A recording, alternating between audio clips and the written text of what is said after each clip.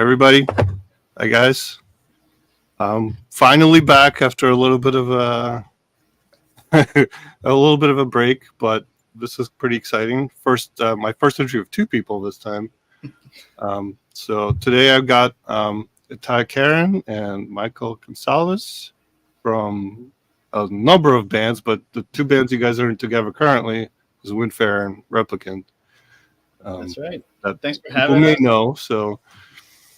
Um, So usually I start by kind of going over how I first got to know the guest, and this was kind of funny. So I know Itay from through our wives. They know each other. So, and I just remember one time you basically put out an invite to Renaissance Fair. I was like, okay, Yep. that sounds cool. My wife couldn't make it, but I was like, I want to go. So I went over, or we met at your house. And I see you have some instruments on there, and I had no idea, literally none. And I think you mentioned something about being in a band. I was like, okay, he's in a band. It's like you don't think about it, and then like I was in a band once, or whatever. Yeah. And then we're driving over. You put on. I don't remember. I think it was Alma, maybe. Yeah, maybe at the time. It was from the penultimate album from Windfair at this point. And I was like, what the fuck? Like, I just was not prepared for how amazing that shit was. And yeah, man, you guys, I don't know, I was surprised. And then, recently when I was, trying to research a little bit, and I went into your discographies a little bit, I also didn't realize exactly how much you've done over the years. That's, I don't know. It's been a pretty extensive history, different bands, different people, and sometimes a lot of the same people kind of, come in and out, and we like collaborate, and you'll see names like kind of come back and forth. Like, yeah, I've noticed there's a bit of a network of people going, repeating between different bands. It's like if you were to diagram it out, it would be one of those like conspiracy theory boards. Yeah. But and I feel like just friends. It's like friends. 10 people, but all these projects. Yeah, I feel like you guys are, pretty significant portion of like the New Jersey extreme metal scene. I appreciate that. Oh, dude. I don't know, in my opinion. So we're happy to be surrounded by a very talented set of people around here. Like it's just a hub for talent, and we love getting in on it. Especially New Brunswick, Hub City. Yeah.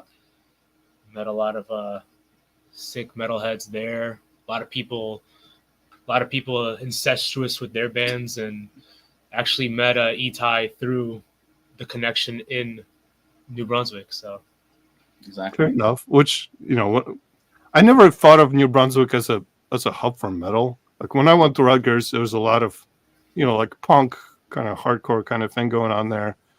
But I also wasn't a metalhead quite back then. That was a longer journey.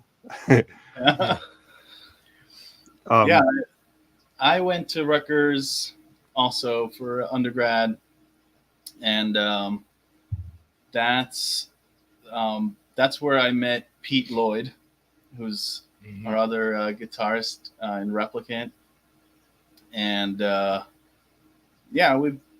we were friends. We knew each other around that scene, like the metal frat that would host parties. He was there, and like I think my freshman year of college was his senior year, so there was just like a tiny bit of overlap. Like we met, and is it? And then,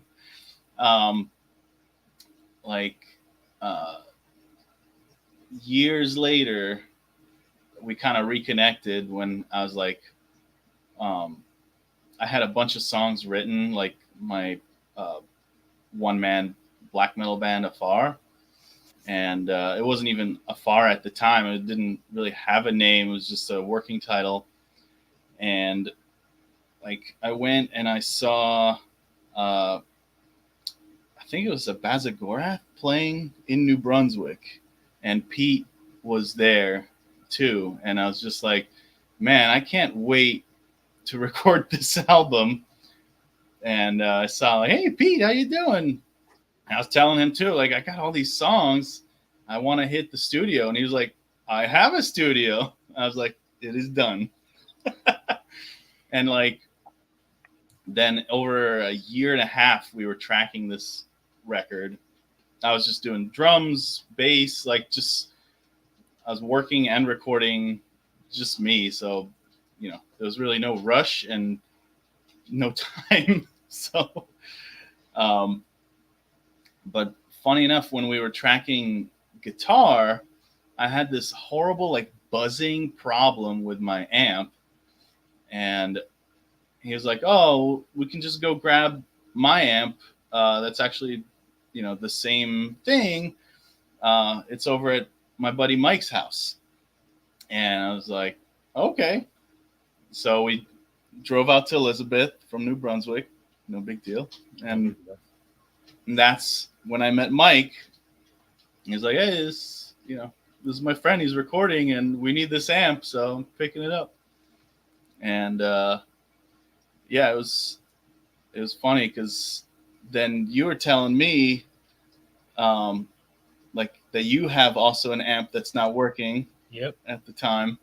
It was an old crate head that I just couldn't get it. I don't know anything about really like the ins and outs of the electronics. And Itay tells me he works with electronics. I'm an engineer. He's an electrical engineer. Yeah, I can take a look at that. I'm like, all right. And I thought, I was pessimistic. I was like, I'm never going to see this head ever again. I was like, no, let me take a look. I took it home and I opened it up.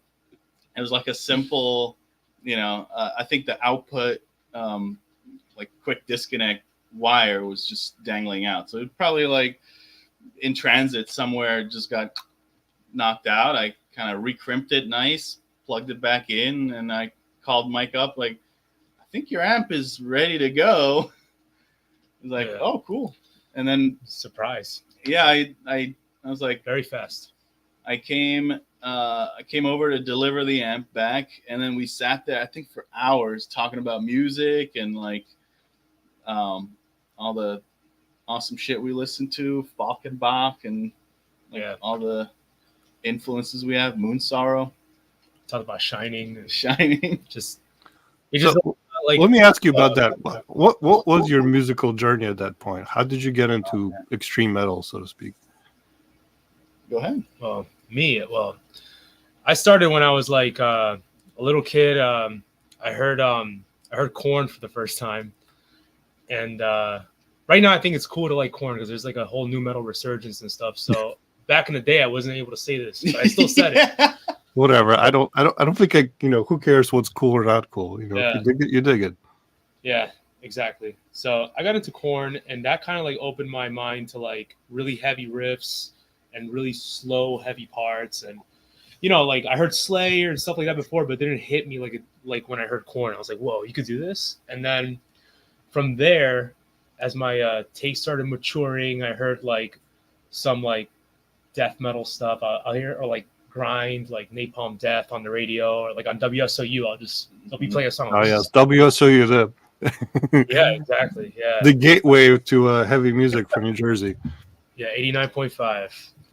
So I would listen to like that in the morning or whatever. Then I'll hear like Napalm Death. They'll play Brujeria. They'll play like all this stuff, and here and there I'll just start like perusing like CD sections. And I said, oh, let me pick up. This looks cool. Morbid Angel, like Domination, Covenant. And then that blew my mind. Cannibal Corpse, Eaten Back to Life. Whoa. And I kind of like started like listening to that stuff. And then I started getting also into like melodic death metal and like power metal and all that stuff. Like I got an Amon Amarth album, Versus the World. And I was like, whoa. The album's yeah. Then I heard Blind Guardian. I was like, whoa. And, then my taste started just like everything. I just started liking everything. And then from then on, is from that like kind of like substrate of like melodic death and power, I started getting into like that kind of like softened my taste into the harshness of black metal. When you hear like those style riffs of like Transylvanian Hunger, the melodic riffs and all that stuff, started kind of like Over. and like that. Yeah, when I started getting into that stuff, that's what made not the current Oliver. That's Still actually tasty. yeah. I love the new Oliver too. You know, Yeah. I kind of love when a band completely changes. You know, I don't know. It's fascinating to me when they do that. Oh yeah. No, I like the journey some bands make, and just like As long as it's honest. Yeah. Like if you can feel when a band is just kind of going on a hype train versus like these are musicians, they're music listeners, and they're going with something they like. Like Exactly. You know, for me, like seeing Opeth and their kind of Yeah. So you mentioned my gateway band to extreme metal, so to speak. I was, you know, I had some metal background with, you know, thrash metal like Metallica and Slayer or whatever, but you know that was the extent of it, and I was more of a, you know, Pink Floyd and prog and whatever, and then, you know, got into Porcupine Tree, and then, you know, like Steven Wilson collaborated with Michael Acklefer. And then I started listening to Opeth, which was my first band, I think, that I really started listening with, you know, heavy with growls, you know, which was a little bit difficult for me at the time. And but that opened me to those genres, really. Yeah. It's so funny because with my journey, it was somewhat reversed from yours, where like it did start out with like kind of the classics, like you know, like Metallica was huge. Like all of ninth grade, all I listened to was Metallica, and my uncle got me kind of the start with metal. My uncle Yogev, like he would always throw stuff at me, like, "Hey, check this band out! Check this band out! Like, here's Sepultura, here's fucking Mon Amarth," and a lot of times, like I was a little kid, so the lighter stuff always stuck, and then everything else scared me. So I was fair enough. Like, it would be like, check this like underground black metal album out, and you can't even tell what's going on the front cover, and be like, I don't know, but that Iron Maiden though, I'll take that. Somewhere in Time. What was your first? Somewhere in Time. Somewhere in Time, and it's still one of my faves. Just bangers. Mine was Brave New World. And banger. Blood Brothers. Yeah. So some of the guys we have on here in the comments. So, so these are like my YouTube stream family that Jeff originally got me into. He had a mostly metal oriented stream channel, and I was like, "You want to guest?" I'm like, "Okay, sure." But that also expanded me into the whole metal scene, because most of these guys know way more metal than I do. But it definitely helped push me into that journey into genres I wouldn't have necessarily checked out. So, and that's funny because it kind of goes both ways. To that earlier point, like in high school, I started getting into Opeth, like the heavier stuff, but then from that, and that was like the Soulseek days. I was very much into Soulseek, and I would look up like a band I like, and then based on that, see what other stuff they got, and like seeing people with Opeth, they would recommend Camel and Porcupine Tree. So then I got into the prog stuff and like the cleaner stuff, and even like post rock and all that stuff. And like that's at an era where like Alcest was just kind of starting then, and I was my mind was blown by that stuff where it like would blend the genres. Yeah, and I find that for me, as far like black metal goes, I tend to go for those kind of hybrid bands like Alcest or like Agalloch or something, where it's I love atmosphere. I think that's That's still my Yes. and No, and it's- and I feel like that was like when I listened to Afar. You know, I felt like that was it had that. thank you. Yeah, it's the atmosphere part of it is huge to me. Like just you're building a soundscape. It might be corny to say or to think about, but it's important. Like Well, architecture and music, I think, is super important. I feel like some bands miss on that. You know. yeah, I mean the beauty is to blend riffs and atmosphere and find somewhere in between where you can still like grab the listener, um, and find something that like gives you some taste and then also an escape at the same time.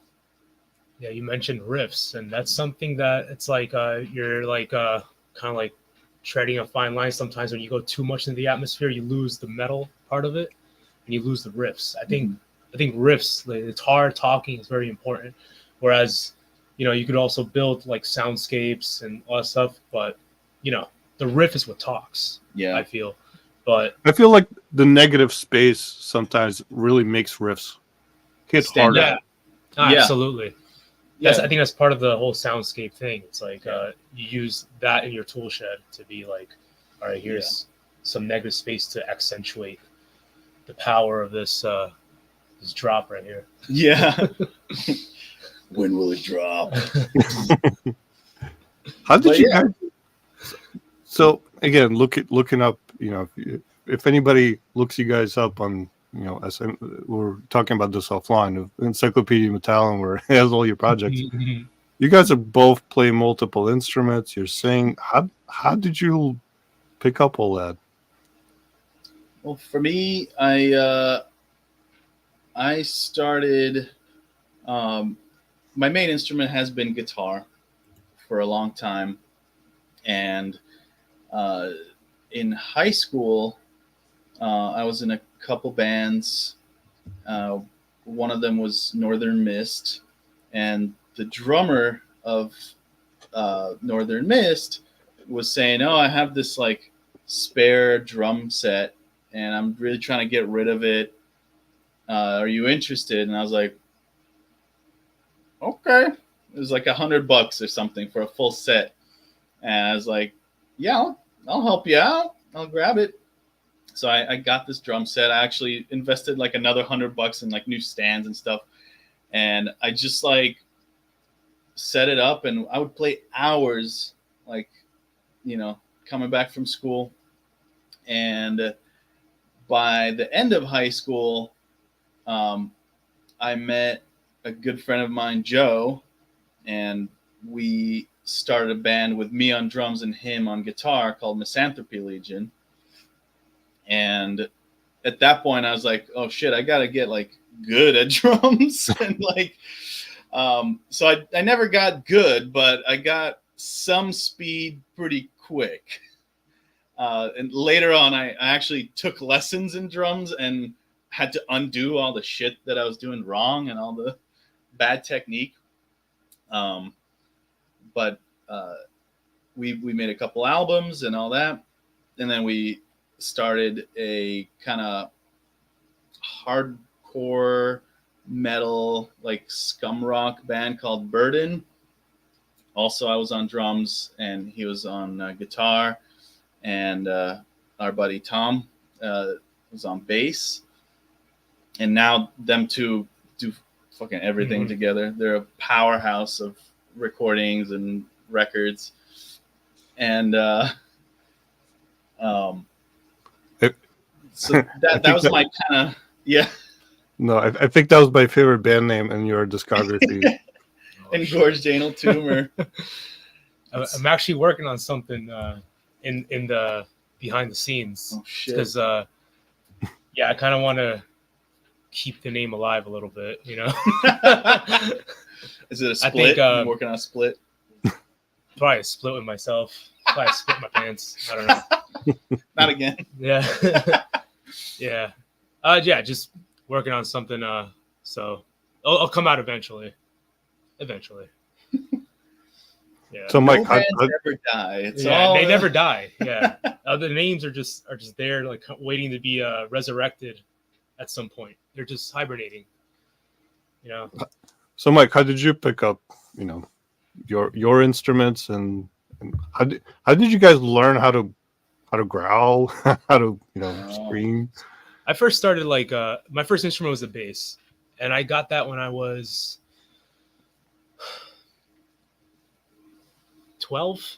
Yeah, when I was 12, I got a bass, and that was because a bunch of classmates were like, "Oh, let's start a band." We're looking at like a Guitar Center catalog, and they were like saying like, "I'm gonna get a guitar, and get this, I'm gonna get that." And I saw the bass. I had no musical knowledge whatsoever. I said it has less strings on the instrument, and That's like so funny because that's how I ended up playing. nice. I was You like, were it has strings, 4 fuck strings. it. It's got to be easier, right?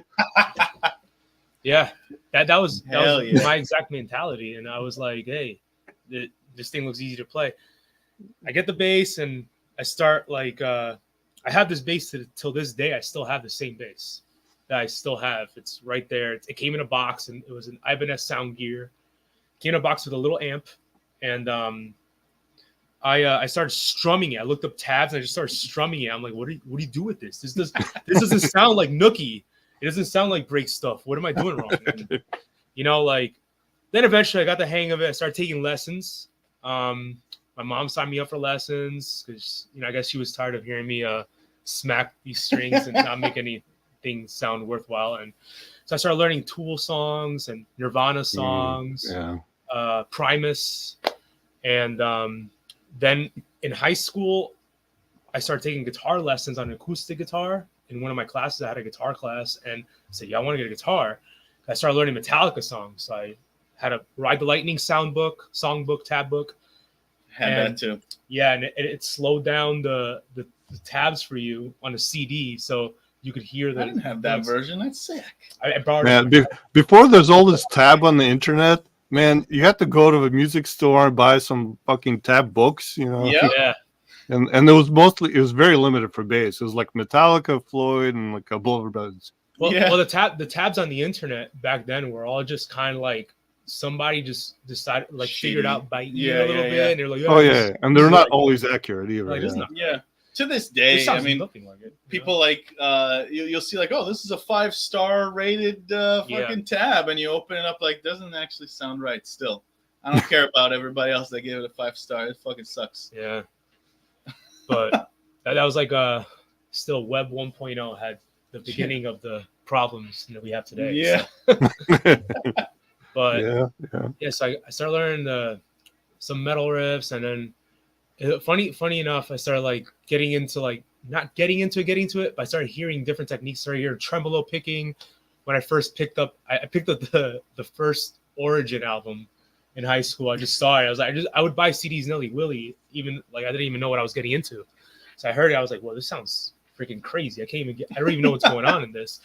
But I heard it. And I was like, I tried. It's like just practicing at a tremolo pick. And then where was I? Where the hell am I going? How we got to multiple instruments. So it was when my friend needed a bass player for a band, Skies Devoured, which is like the first serious band I was kind of in. It was like a melodic death power metal mix. And then I had really good chemistry with my friend on guitar, so I switched to guitar and started playing that. So that kind of got me into songwriting more. So that's how I started like to write with the guitar, but still play bass as like kind of like my primary instruments. But I write a lot on the guitar. And then over time I wanted to like growl and stuff. So when I started driving, I would put on CDs or I'd put on whatever in my car, and I would start like screaming along to like Red in the Sky is Ours by At the Gates. Listened to that a million times and just like loved Tompa's voice on it. And I would just try to like emulate that. And also with bands like the whole like the new wave of American, like Scandinavian influenced American hardcore bands that like Dead to Fall and Darkest Hour, I would listen to those bands and just try to emulate those sounds that they're making. And that's kind of like what my influences were in terms of like what I do now in Windfaerer, for example. was like that high pitched growl. But Yeah. and then the rest is just I can't play drums like Itay can, so I just use Easy Drummer and Fruity Loops. That was my thing, MIDI. Yeah. Fair enough. Hey, you gotta, you always hear this whole like one man metal, black metal band. But until it tied, I didn't know somebody who actually was doing that personally. Oh no, there are definitely like Woe, that band Yeah. Woe is at least it started out as one guy, and then now he has like a live set of musicians that are actually very good, and their new album is fucking amazing. Mm-hmm. Yeah, but growling, I think we all kind of start shitty, and like you figure out like what you're doing with your voice. Like I remember like doing demos like in early high school, and we all start somewhere, but those recordings sucked ass, and I would just like bring the microphone right up to my mouth and like you instantly need to drink water, and like you make the worst song ever, and then the next day you can't even talk. But I think really what got the start for me with like better vocal technique with screaming was playing shows. It was like when you're out there, you have to push air. There is no like sitting next to the microphone with the distortion on and like like you gotta belt it out, and that kind of forces you to like actually use your diaphragm and like add the distortion like later in like the top of your mouth basically. And honestly, you're just looser. Yeah, you're just like have more blood flowing through you. It's more natural and less constricted. Yeah, you're just like, oh, I gotta nail this take. There's no take. Yeah, fuck the take. There's no take. Yeah, I don't know how you guys get through a whole like live show doing that. That's the thing. Like, I feel like when we do a show, you think that at first you're like, oh man, I'm gonna blow my voice out, but like the next day it's fucking fine, right? Like, yeah. If anything, it's warmed up. Yeah. Exactly. Next day. And like we've gone on multiple tours over the years, and you always start out like, oh, what if I fuck up my voice the first day? And it's all fucked, but it's always been like, okay. And like, even on days that you're like, I'm going to go all out tonight. Fuck it. It's okay. like you have that initial technique that you kind of pick up and you turn off. I don't think you think about like, oh, what am I doing with my throat right now? You're just like pushing air out. But yeah, I also learned a lot from other musicians in my bands, like from Joe, from Mike, from Niall Bowie. We were together in Northern Mist. Like, I think we both kind of started out with that throaty voice, and we both kind of picked up from Joe that we call it the wolf howls, where you kind of go on a high register and like. Like, well, I feel like that's Replicant that really has that. Oh yeah, yeah. That's I started developing that one when I was in a band with Pete called Painted Rust, and it was my first time just doing vocals in a band. And we were recording, and Pete was like, "All right, let's do another take. Let's do another take." And then on one of the last takes, my voice cracked, and I was like trying to just do like straight up like death metal vocals and just like lower register guttural, and then my voice started cracking, and they were like, "Yo, that sounds sick. Just keep doing it." And I re-recorded all the other 3 songs that way, and that's when I just started like kind of maintaining that style. And it was like partially also like a lot of it was influenced by Steve Hurdle from Gorguts, the album Obscura especially, and Negativa. Yeah. his other band, and like that whole like howl register, and sounds like a tortured ghost almost. And like I kind of like to hone into that as an inspiration. Yeah, it definitely does sound like that. It's also not far off from as when I started getting into like doing vocals, like kind of like what Tompa was doing at the Gates especially on Red in the Sky is Ours. He sounds like a freak on that. Yeah. And it's one of my favorite kind of like vocal performances, and it's kind of just lower it, just make it crack a little lower. Mm-hmm. So that's where I kind of like pulled that inspiration from. A lot of Steve Hurdle and a little Luke LeMay as well from Gorgas as well. Okay. Kind of does it. Interesting comment from Rick, which is Dreadful Minutes. So he runs his own stream, which is very cool. As far as you all don't have it, so I don't know if he's referring to Replicant or what, because I don't know which project he's referring probably to. referring to Windfaerer. We've gotten that before, and I do feel like, so I don't know any Belarusian metal, but I do know a bunch of Ukrainian metal. I can kind of see that.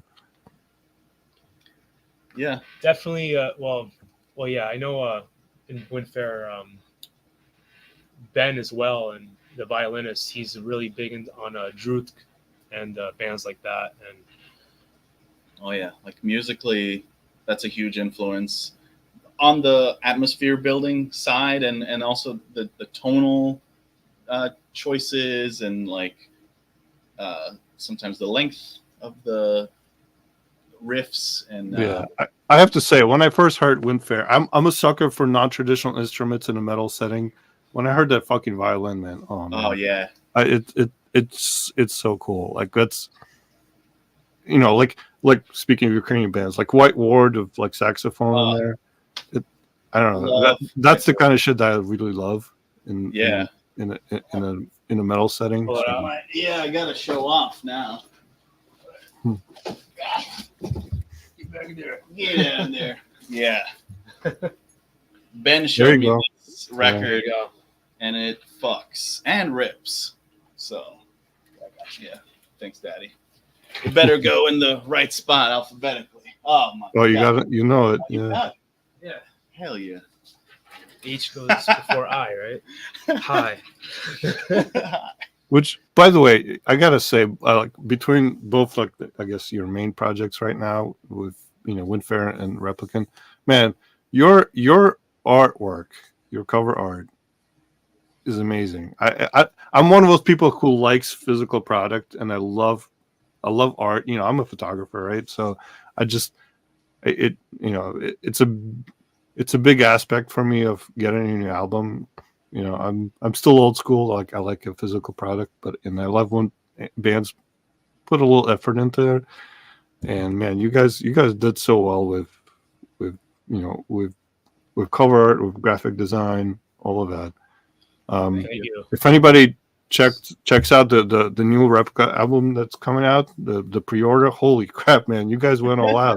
It was like 5 splatters and like a wooden box and shit. Jesus. Oh yeah. The artwork is Ali Tuttle. She did the this painting that's 2 panels for Infinite Mortality, the new Replicant album. So then if you open the gatefold, which eventually we'll have, is the front and the back. Yeah. The front and the back. So, and then she also did the one for Malignant Reality, the previous album.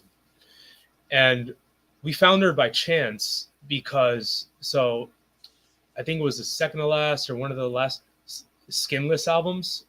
They had a really sick artist do the cover. It was like this weird, like really like kind of like photorealistic painting of a face, like some weird shit like that. It looked sick. And I was like, I'm going to follow this artist called, I think his name is Jamie Levitt. And then he recommended, oh, check out my friend's artwork, Ali Tuttle, on Instagram. And I was like, I checked her profile and I was like, yo, these paintings are sick. And from then I was like, we got to hit her up for an album. And then that's when we started the conversation for doing the artwork for Malignant Reality. And yeah, that was that. And she's been awesome to work with. Yeah. And I recommend all her artwork. It's very desperate looking, like vibes and like these a lot of movement in her strokes that just show like just kind of like anguish, and that's kind of what we're looking for with the artwork. Yeah, like there's always an element of ghastliness, of like nebulousness, like not so much like hard and stone like. Oh yeah, this is a narrative painting or something. No, like there's always a lot left for the imagination to fill in, but yeah, like I think visually, like Mike is the absolute driver in terms of getting the vision out there for all the musical projects. Like Mike has a great eye and a amazing imagination, and it really drives the art like where it needs to go. I've always been a fan, and like you were saying, we're old school. Like we definitely look at the artwork and be like, that's probably sick, let me spin that. And like from the days before the internet telling me what the top 25 death metal albums I should listen to this year, there was just going to FYE or wherever and like vintage vinyl, man. Album artwork is. Like, well, that's how a lot of people got into Cannibal Corpse. Yeah, I mean, they have some of the sickest artwork. Definitely, before I could check things out on the internet, I'd be like, the album art was a big decider. I'm like, this looks cool. It didn't always work because sometimes I'd take it home and like, wow, this is not great, but doesn't match the potential. Yeah, but yeah, like you said, in those days, that's all you had. Yeah. If you were lucky, they would like put it on the speakers, but we were into metal. They would never. And I like how your art reflects the music. Replicant has its own thing. Windfaerer, man, some of them, the last two albums, some of my favorite art of all time. Alma's, I love Alma art. And oh, thanks. That one was I did the Alma art. It was like a little bit of a collage I made. A little bit of messing around with like some photos and layers and just colors, and that's kind of like how I envision a lot of the Windfaerer art since the beginning. It was just a lot of like atmosphere.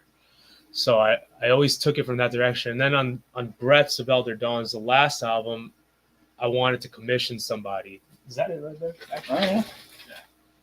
So which variant? No.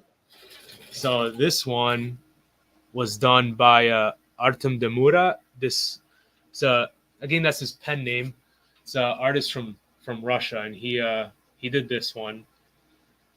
And yeah, I thought he really captured what we're going for. Just desolate, and really just we just directed him to do it like a kind of like a tree on fire. It's like a desolate, barren landscape with a ghost, a phantom coming out, and thought it was he definitely captured the vibe we're going for. Yeah, for sure. How do you guys decide what music goes into, like, when I don't know, with so many projects you guys do? How does the music creation process work? Oh, it's chaos. It's totally chaos. I think like we're both kind of similar, where like the inspiration hits kind of out of nowhere in the middle of the night, and you just like, the witching hour. Yeah, you and the guitar, and then like you just laying down riffs and like recording it. And I think, at least for me, the process has changed quite a bit over the years. Like I used to write in front of the computer, like on like Guitar Pro, and like I'll write a riff on the guitar, and then I'll type it up on Guitar Pro, and like 0 0 0 0 0 6 1 1 6, like, and that was just my process. But I would have it written down, and then I can reference it when I'm recording. But then, like, I guess as you get older, there's less and less time available to you to do this shit. So you have to get more and more efficient. So I would just go like, all right, fuck writing it. I'm just gonna record shit and just lay down whatever it is. It is. But then that turns into like, well, how do you remember it later and then like play it live? Like it'll never be the same. Or even like recording the left guitar versus the right, like they're just a little different. Like, was that a 5 or a 6?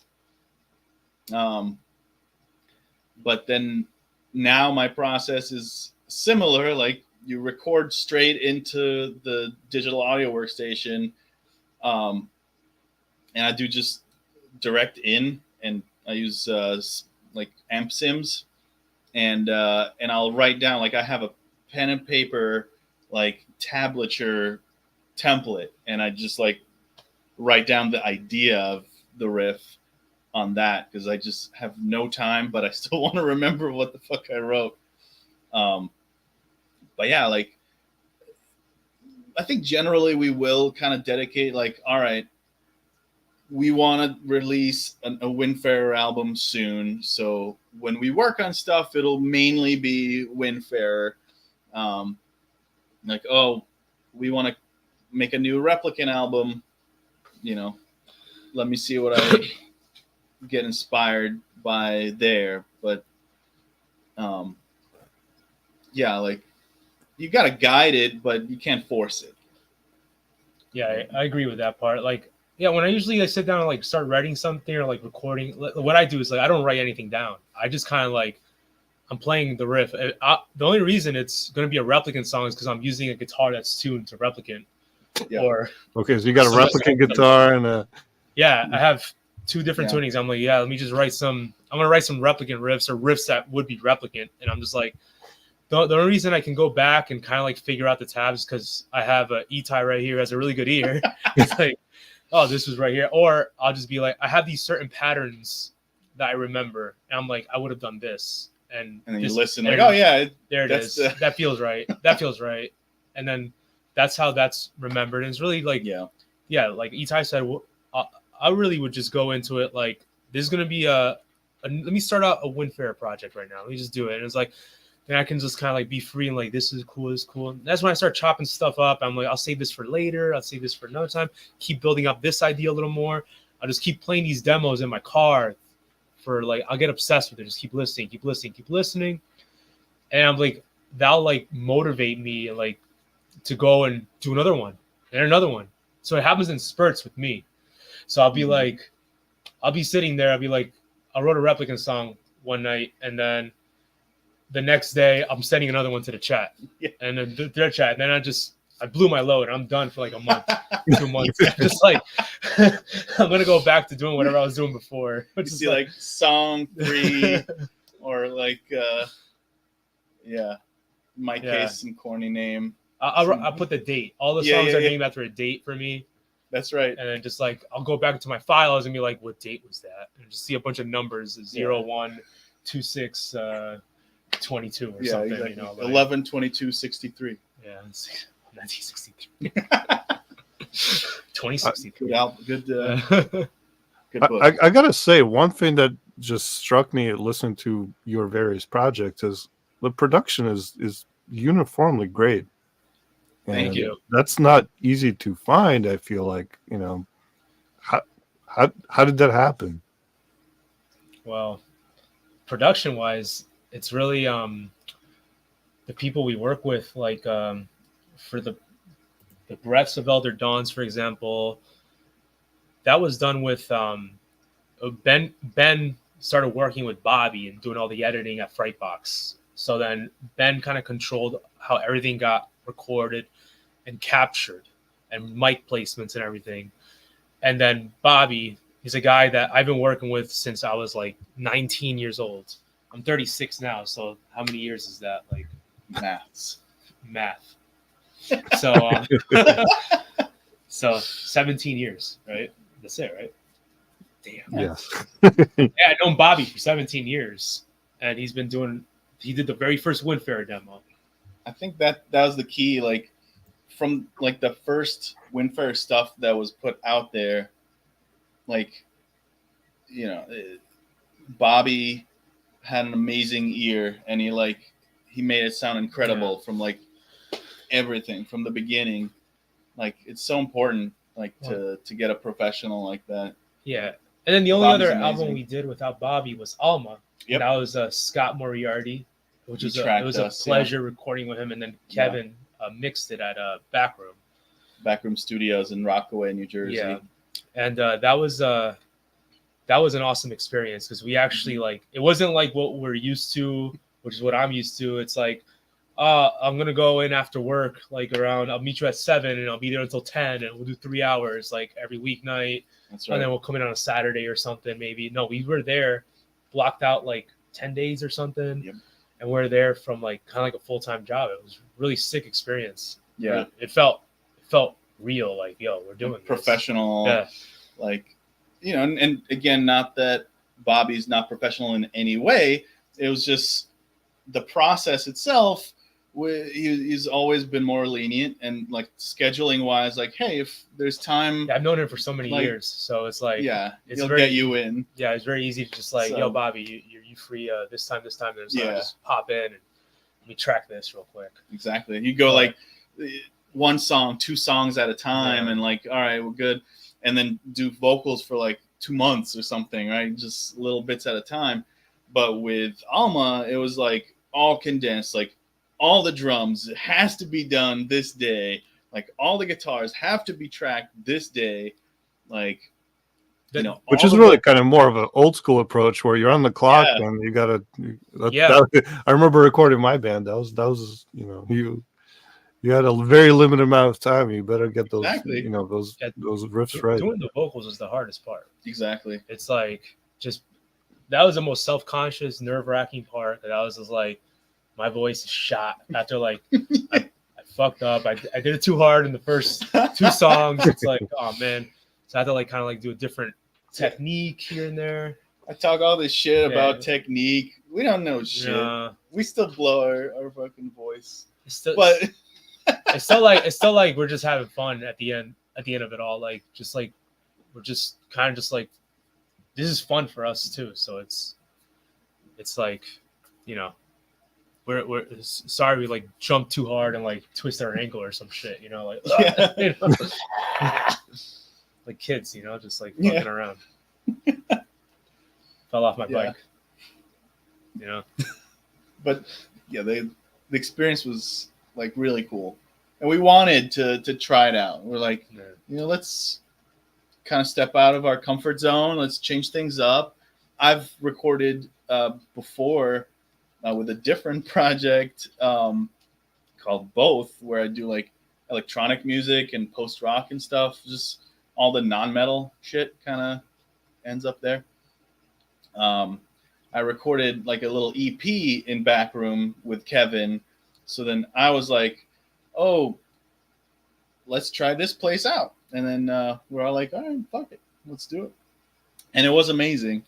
And when we did Breaths, we're like, yeah, we went back to the old way we did it. We just kind of like did it as we went along, and it was super flexible. Exactly, extremely flexible. Which I think with post-COVID days, that was a necessity at that point. Like, I think we started tracking Breaths like in the heart of the pandemic. It was like 2020, Malignant Reality as well. At same exact time, like.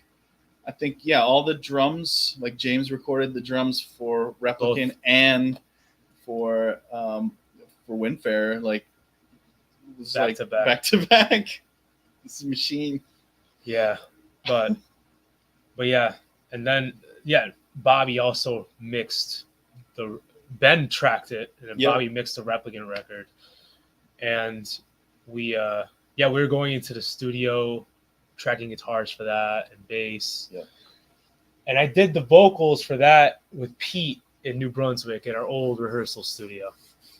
Yeah, because just super comfortable with the whole Replicant vibe there. It's just like just me and Pete. Like that's how it always was. So that's how we did it. And then for Infinite Mortality, That one was the drums are tracked with AJ in Pennsylvania. AJ from Hath, and he's a drummer too, so he already kind of like had an inside knowledge of how certain things can be captured in a better way.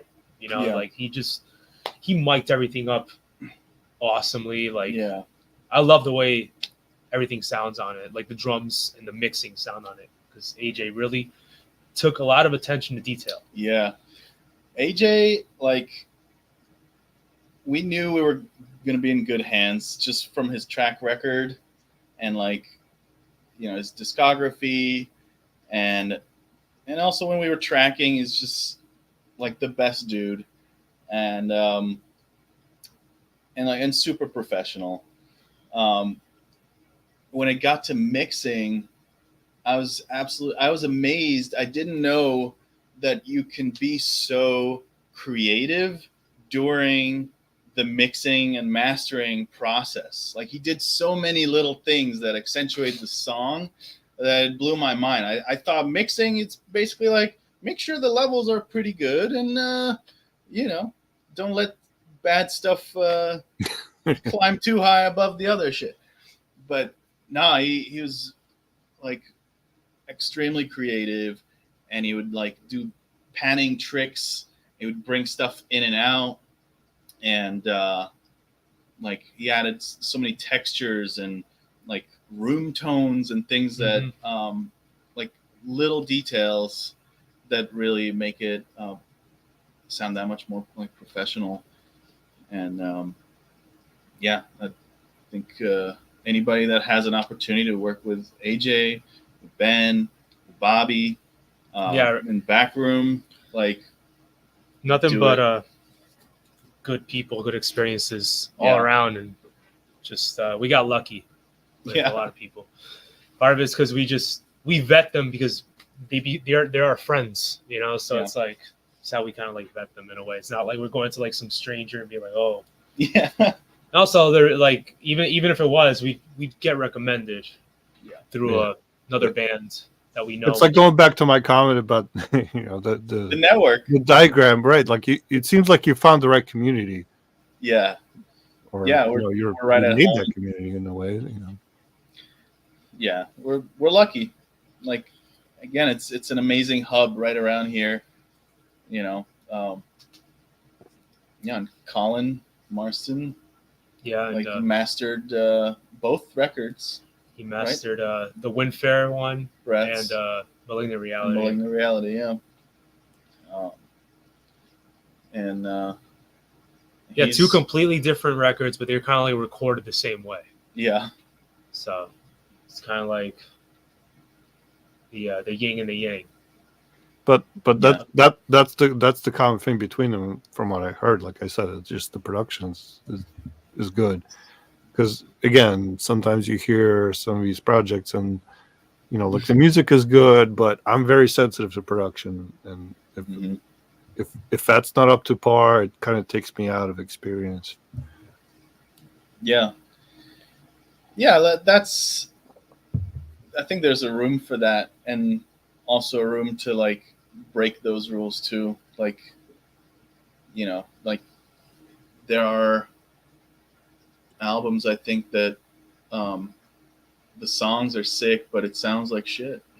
Like, well, it's like, you know, going back to the old Metallica albums when the bass was shit. Yeah. Blown up. Yeah. Yeah.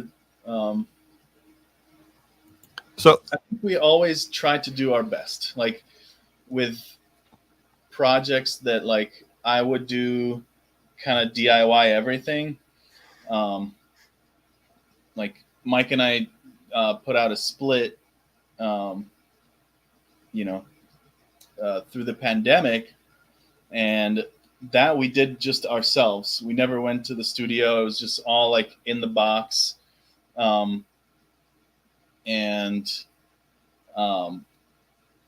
Like I love those recordings too, because I feel like along the way you kind of get a snapshot of like what was in our heads at the time, what Mhm. was like our process like at the time, even if it is like a line 6 bean tone, that's where you were at the time. And like, and to you it might be more meaningful. It was like, feeling the progression and like seeing where you go. Yeah, I don't get like hung up on certain like recording techniques that I could have done. I'm like, I Reamp obviously these. I could have like Reamp on certain recordings like in the past, like the ones you're talking about, even the split, I've said I could have done things a little differently on that, or like, oh, I wish I could have made it louder or something. But I'm just like, no, it's like it's out. That's what it is. It's like that's like you say, it's a snapshot in time of that moment. That's who I was. That's what I knew. Mhm. So it's like, so like maybe later on, like that's the whole point of making more music in a way. The way I look at it is like just write another song then. Yeah. Do another EP, do another release that you can make it sound better than that one. Yeah. And it's just like progress it. Yeah, well, it's like, it's like that saying where like, what was it? Perfection is the enemy of good. Sometimes you just gotta Yeah, stop. exactly. But no one wants to stop. I think is very difficult, especially for people who, maybe record at home and they don't have that on the clock limit. So Yeah. you have to tell yourself when to stop, and that can be hard. Yeah. But thankfully for me, like I have Mike to help me, because I've always been that like, let me reopen that old project and see like, can I tweak the tone? Can I get like slightly better snare tone or something? And with Mike's philosophy is always like, leave it alone. That album's perfect. Just listen to the album as it's done. And I was like, just write a new song. Yeah. And Yeah. I always say tell just myself write a new that. song, make it It's better. it's not like you're Taylor Swift when you have to re-record everything just so you can get more money. Yeah. Well, yeah, it's a lot of that. Like a lot of those hangups come from things like kind of like we've been conditioned to think that way because of what's on the radio or something, or like oh, it has to sound like this, or it has to sound look, or like what we grew up watching on like how bands recorded like with these huge budgets, and it's like, oh, they use this, you have to use the, I don't know, like the Babinga drum set or some shit. And it's like who gives a shit? Just like I got this, you got this Roland E kit, got some samples, fuck it. Or you got like, I got this crappy ass hand-me-down drum set, whatever. Wasn't it Sepultura? Didn't Sepultura record like, if you listen to like Schizophrenia or some shit, like the drums, the toms sound like kind of like a little like out of tune or something, but it sounds so sick. Like, I don't know. It's those little things that might be mistakes, but they give the album the tone, flavor. They're intentional mistakes, intentional right? choices. It is what it is. Yeah, it is what it is. And that's like the invention of like distorted guitar in the first place was an accident. There was a blown out speaker that they were like playing guitar through, and the engineer was like, that's kind of sick actually. So then they went back and like, how can I do this everywhere else without a blown speaker and like control it? And then the first fuzz pedal came to life. So I see someone's mentioning a gas mask, and hand grenades is mentioning the Line 6 pod. And actually a funny story is like, I have a Line 6 pod. I have the black one. It's and that's what I was using a lot to get my guitar tone to record. And Ben had the red one, the floor pod. Yep. And he would put his violin in, and I'd be in love with the sweep echo. The sweep echo on that Line 6 floor pod is like the bean, right? It's on the bean. It's like the sickest sweep echo I've ever heard, and I can't replicate that anywhere else. Yeah. And it's this Line 6, and that's an example of like some unconventional, like not I don't know, not like big production value worthy, but just like a practice amp kind of thing, like whatever. But it's like you find the beauty that you want. The taste. Yeah, I feel like every tool, every pedal, every whatever, you can find something cool that's kind of specific to that. Yeah, and you sculpt your sound that way, like, the Dinosaur Jr. guy, I forget the guitarist's name, but like he has a very particular fuzz pedal that like that's his signature sound. And if it's not that, then it's not right. And I know like he collected like dozens of the same one because they'd go play live and like, I can't possibly bring this one pedal with me, so I'm gonna get this backup one, and then the backup to the backup because they don't make them anymore and it's not the same. Like, holy shit, bro. It's almost like the HM2 with Yeah. all the sweet core bands, dude. you know, like. And the HM2 is still blowing up. There's new bands now that put out like HM2 fucking nasty death metal, and you can hear you're like, HM2 enjoyers. Yeah. Nice. Nasty. Like sludge. And I know the half guys like love that tone. Like, remember Black Breath? Heavy. Yeah. So how do you guys work on replicating the sound you have on your albums live? Because that's a different challenge too. Absolutely. Yeah. I just use what I use for live is really like in the ballpark of what it's kind of like that. What I play live is kind of like what dictates what I want the bass to sound anyway on the recording.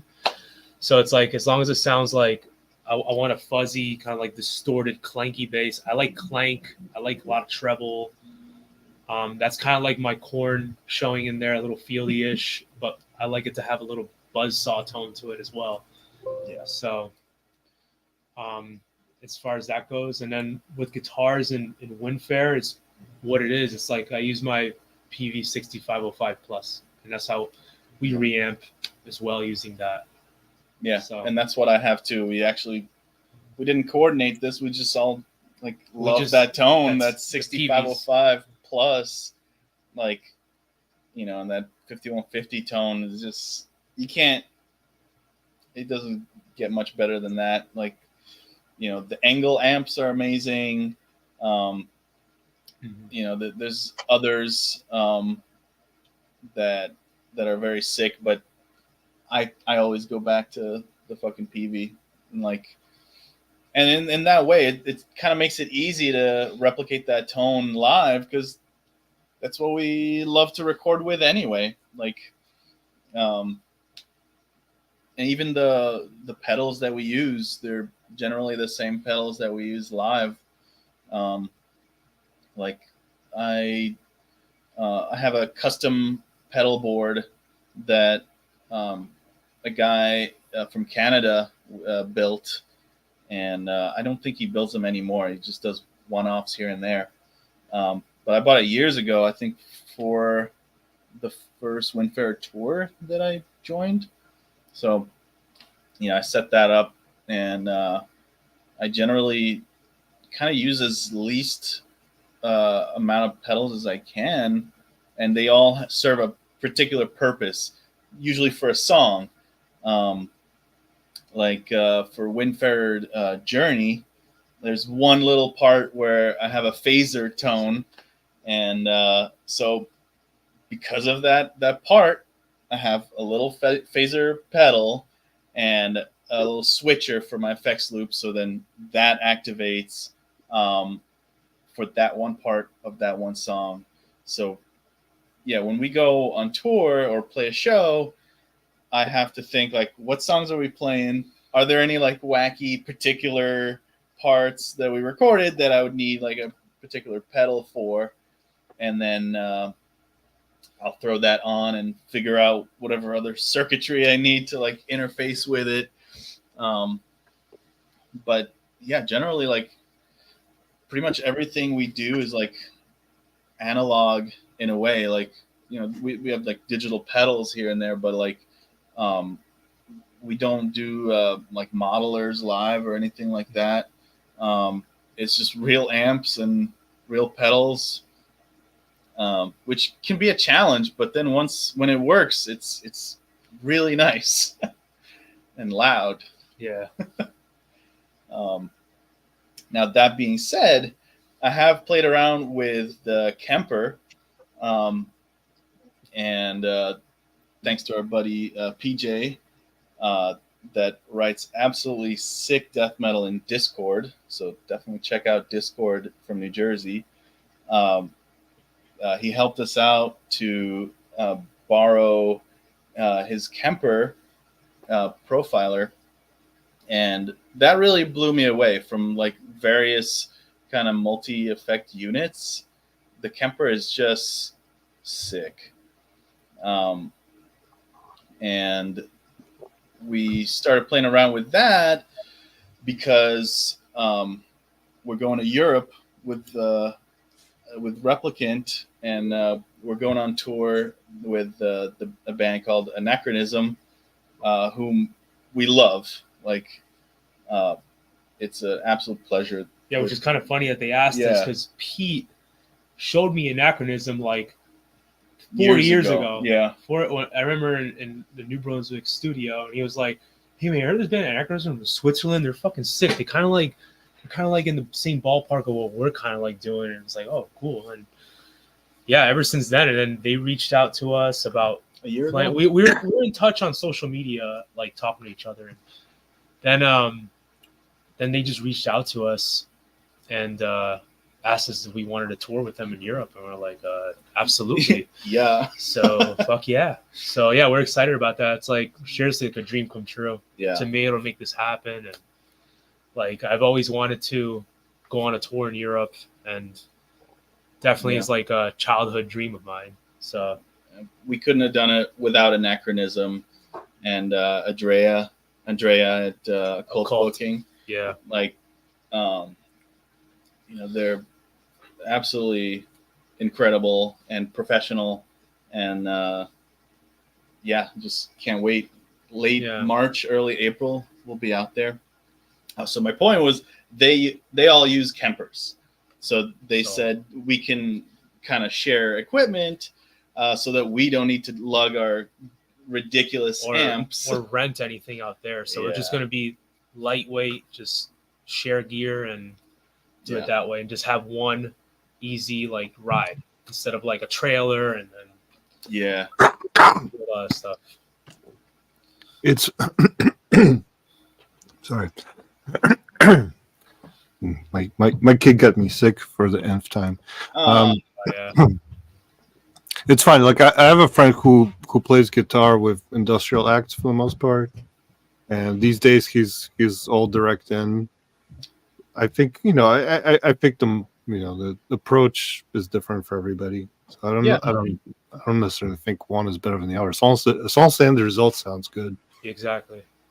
Absolutely. No, that's where like the Kemper kind of blew me away, because it felt so like nice to play on it, and like if you ever had problems with your amp, like hissing or noise coming from your guitar, whatever, like the Kemper, like dead silent, like everything's controlled, everything is like really dialed in, which then you can just focus on writing the fucking song or tracking the album without kind of getting in the weeds of like, oh fuck, where's that hum? Yeah, my hum. Like which patch cable is causing it? Piece of shit. Custom my ass. But that's, man, tracking down the hum is the worst. So as you mentioned, you are an engineer. How has that shaped your, I don't know, your view of various tools? Is there do you feel like something is missing?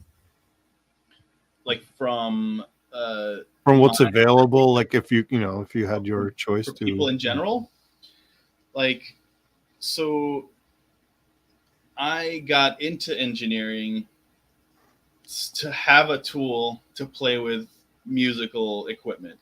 Like from early on, like I loved recording, I loved music, I loved performing. I was generally good at like physics and other kind of engineering 101 stuff. And I was like, well, I could go into like recording arts. But I really am into like the recording equipment and like amps, pedals, like electronic circuits in the guitar and stuff. And I really wanted to like solder kits together and like get into all of that and like build pedals. So like, well, if I become an electrical engineer, that should be, a good set of tools for that. And yeah, like that's kind of always been my dream, is to like start a guitar pedal company and like do some wacky shit and get creative and see, like you're saying, what's missing out there.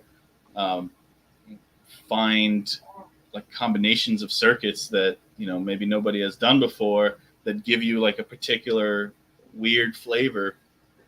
And it's interesting because I did start this company recently called Third Raven, and I asked Mike to join me because, again, I suck at everything visual, but Mike is incredible, so we kind of like partnered up, and we're just starting this up now. So like, we don't have any like finalized products yet, but we have messed around with a couple of concepts, and like we have a few ideas for like the first few pedals that we want to put out there. You prototyped already some pedals that you've given to me, to Ben, to use. So that's right. Yeah, like Itay builds a bunch of pedals on his own, and like like, you give him some to Pete as well. That's right. Yeah, like with Replicant, we have kind of particular needs of like channel switching and stuff for the amps. Like whenever we play Caverns of Insipid Reflection, there's like a particular part of the song where you switch from like a dirty amp setting to the clean amp setting and turn on like the reverb in the effects loop at the same time. So, in order to do that, you either like tap dance and like, right. Click both things at once, or I figured out like what the wiring needs to be. So I put in a pedal form to like turn one of those off or on, like channel A or B, or effects on and off, or both. And then whatever it is, it alternates them. So then with one push, you can control them all. And that's like custom for my amp. It's custom for Pete's amp. Like, and it has worked pretty well. But like, that's like, simple problem solving, like, engineering classic, just getting shit done. But, the fun part really is like putting it together with like some active electronics and like, we have an idea for kind of the first product being like an overdrive that's based on the Klon Centaur, but a slightly higher gain and a few more options for like bass boost, bass cut, and things that the original Klon doesn't have. It kind of like locks you in to a particular tone. And I find that when you play around with the EQ on that pedal and you feed that basically into any distortion or distorted amp, it makes it sound like absolutely sick. Like you feed a Klon Centaur into a Rat distortion, or like into like a solid state amp that's distorted, it's like sick. So so we kind of want to dial in that circuit and make that into the first pedal. And then there's a couple other ideas, like for a multi-frequency distortion where you can distort like different frequencies at different levels, and then other pedals where kind of playing around with the tone stack, like, you know, highs, mids, and lows, like kind of playing, mixing and matching different existing pedals with like the actual distortion circuitry, and like finding something cool in between. Like you take a rat distortion and like replace the tone stack with a different one, you know, like the Tube Screamer or something, and, you know, see what comes out. So like, you know, I love that space. I love tinkering with electronics, and yeah, I can't wait to like put it together and, you know, start to make something cool. Like as far as like anything that as a musician that I see something's missing, I don't know if there is anything missing, but like you never know what you needed until you make it. And like, Right. you know, Or missing, or just could be done better. Yeah. yeah, yeah. There are like pedals and amps that, again, like the artists really dictate the usage of the tool and kind of make the tool as part of their lexicon. And, you know, you put the tools out there and make them available and make people aware that they can have this thing that shapes their tone in this way. And then they go and do whatever they want with it anyway. Like, oh, actually, if you put that after a phaser, it makes this ridiculous thing. Like, that's your sound now. Congrats. Yeah. But yeah, I hope that venture goes well. Looking forward to thank you. what you guys do. Yeah. No, Thanks. we do a lot of shit together. Yeah. That's the thing. Like, I get into something and then I hit up Mike, like, you want to do this together too? He's like, fuck it. Fuck it. It's good to have a partnership. Yeah. Yeah. Yeah, we work well together. Kind of like feed off each other's energy and, you know, get psyched up. Absolutely. You know. So one thing I wanted to ask was kind of switching topics a little bit. In the general black metal sphere, how do you guys navigate the fact that, you know, there are some shitty bands out there in terms of political views? And I come from, I'm a goth at heart, right? So I listen to a lot of goth industrial, and there's unfortunately a number of shitty acts who, you know, in that genre, and you have to figure out what do you do with your own scene to, you know, kind of keep it, Clean up.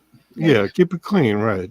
So I was wondering how that, because I'm not as plugged into the black metal scene, but I'm wondering if you've run across that at all. Yeah, I think in some ways you kind of can't escape it. Like, I think that, you know, certain ideologies, like, it's a little bit blown out of proportion in a way. I think people seek out, like, you know, is this band sketchy? Is that band sketchy? Like, just way too much, expecting like every other band to be like absolute neo-Nazis, but it's actually not that prevalent. But there are enough of those assholes out there that kind of, A lot of assholes are allowed. yeah. But And yeah, I mean, a Nazi band in your face that's going to be like, oh, well, fuck all of this, right? And like turn you off from the genre in general. But like, do you come across it here and there? But it like, it's, I think there are gray areas. Like, you know, could you dive into like every member of every band and find something that they were involved with, like some split with the band that, you know, posted something shitty on Facebook once. Oh yeah, I don't like when people get a little crazy. It's like Alcest, right? Like I think he was in an earlier band with God knows what, and exactly. but I don't think he was into that That's ideology. So right. And even with Peste Noir, like, you know, the dude is a hooligan. He's like, you know, probably like not a very nice guy, but like, I think some of the early Peste Noir music is interesting. I'll say that one of my first introductions to black metal, one of the first black metal things I ever liked was Burzum. And we all know Varg is a piece of shit. He's a little, you know. Yeah. He's you know, but that history is so crazy. I almost feel like you have to like it. please check it out. You kind of can't. Yeah. You kind of can't escape it in a way. It's like it's like already with like the founding fathers of the genre. It's like already like fucked. A mess. So the sound was already dictated by certain strange folk, you know. So it's like you kind of like are doomed in that aspect. So it's kind of like somebody already kind of like pooped in the soup, you know. So it's like you gotta throw away the whole soup and just start another genre or something, or just stay away from it. But unfortunately, that's kind of like the reality of it. It's like I personally don't get too hung up on a lot of things. I'm not at all a Nazi. I'm not at all into any of that bullshit, you know. So it's like my conscience is clean. So I just listen to what I like and just be like, okay, this is sick. And the people I interact with are generally good people. So it's like I'm not bringing that into my home, you know, like in that sense. So the people I'm in touch with are the people I can control. And not control, but kind of like that's what I can control. But some dude in a far off scene in the mid 90s, I can't really. Yeah. Right. It's far away. But like, I think it's important to like, you know, do some musical acts. Like when you listen to them, do they make you think of like that one asshole member of the band that did X? And if it does ruin the experience for you, then it's ruined. Yeah. You know, and then you throw that band away like, well, you know, I can't listen to this without thinking about this bullshit. But in some ways, like, you know, if the music itself isn't about, you know, like shitty ideology, propaganda, like nonsense, but something meaningful to that artist, and you know, and you're able to like kind of separate the artist from the art, then good for you. I think you can enjoy it. You can like, you know, if you already own the record, just spin it.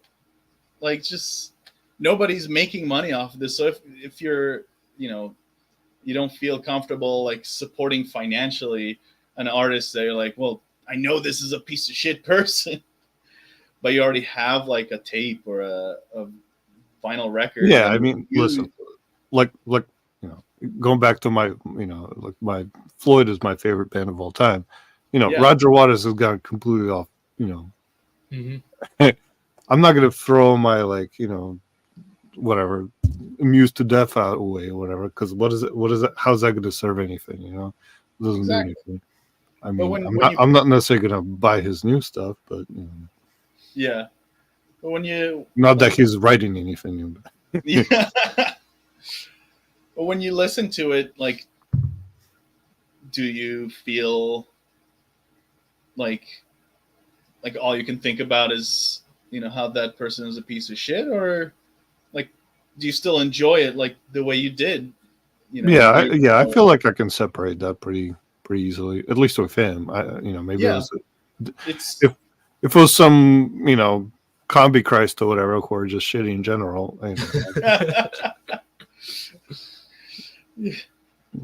This shit will fuck you up. I guess you guys are somewhat familiar. I think I caught them opening for Rammstein once. Yeah, they did open for Rammstein a bunch of times. Talk Rammstein about has its own rich issues, people. too. Oh my god, dude. The allegations. Yeah, I don't know. Yeah, it's bad. It's bad. Yeah, that's a whole other thing. But Yeah. No, but I feel like in metal and black metal, I think it's a human thing. Yeah, it's not necessarily so much.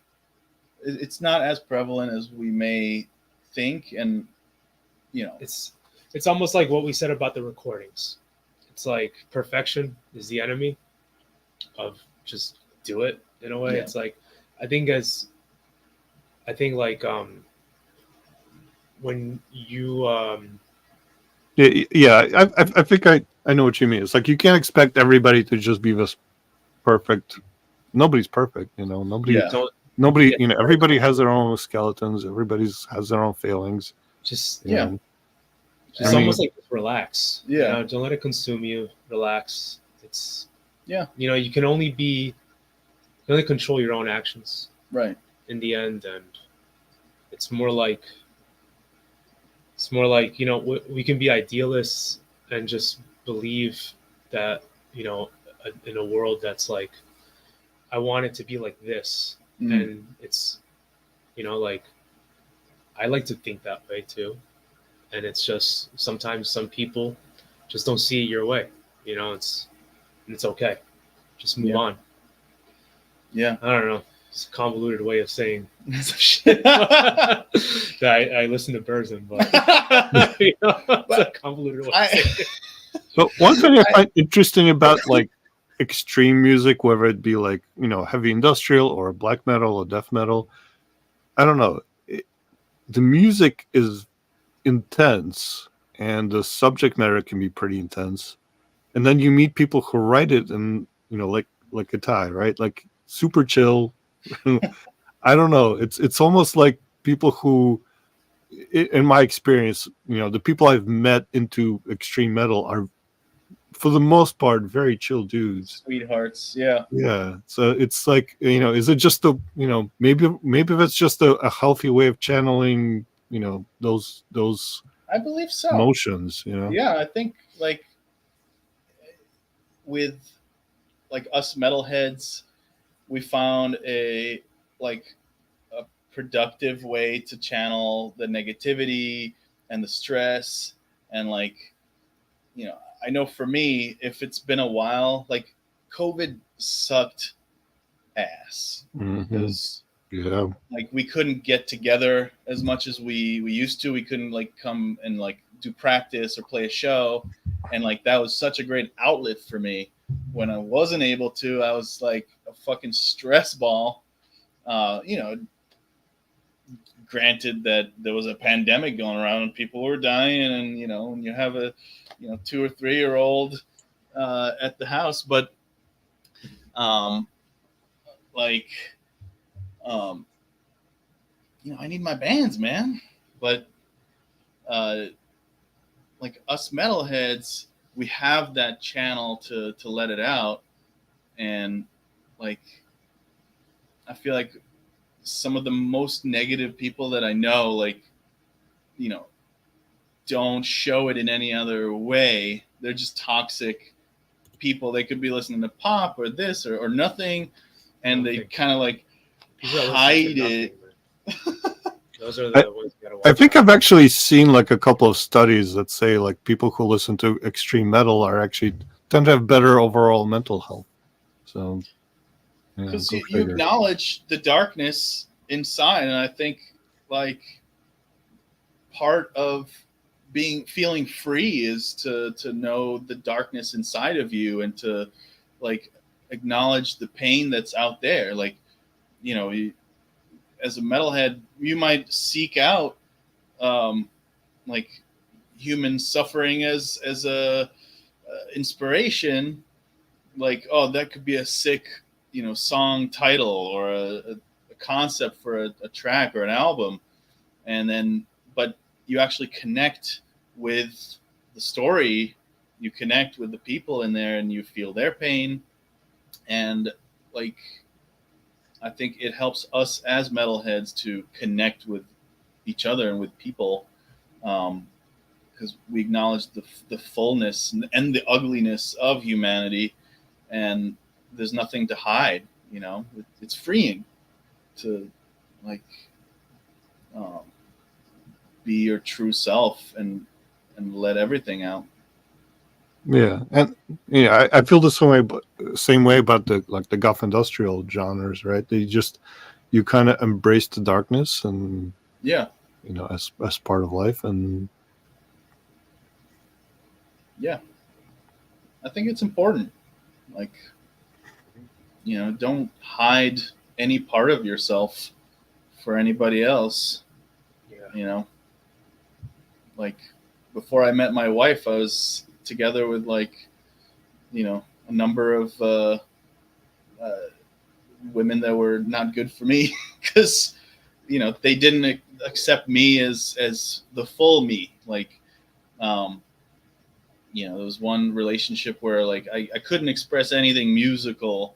Like, God forbid I wanted to like, be in a band or record an album or anything like that. It's like, oh, that's not proper. And I was fucking depressed, man. After that, I was like, I'm gonna focus some time on recording. yeah. I mean, everybody I think needs an outlet, one way or another. Yeah, and it can be like not just music; it can be photography, right? It can be Absolutely, yeah. I'm better of a camera than I am on bass, so that's where I went. I do want to see you on bass. No. Showcase the bass. It's been a while. I don't know. It's a lonely instrument, right? Like you need somebody to play with. When our band went kind of on hiatus, that was it for me anyway. I don't know. My the guitar player in our band, Winston, he's one of those people kind of like you, where he plays like every instrument. So he does his like solo albums where he just plays everything, and I'm like, I hate you. You can do that. You got a wedge in there, like, hey buddy, what you doing there? Part of the fun is bringing other people into it. Yeah. So he should ask you to play some bass licks on the next one. Well, you hear that, buddy? The problem is he's way better on bass than I am. But I mean, I don't. It's not like I'm mad about it.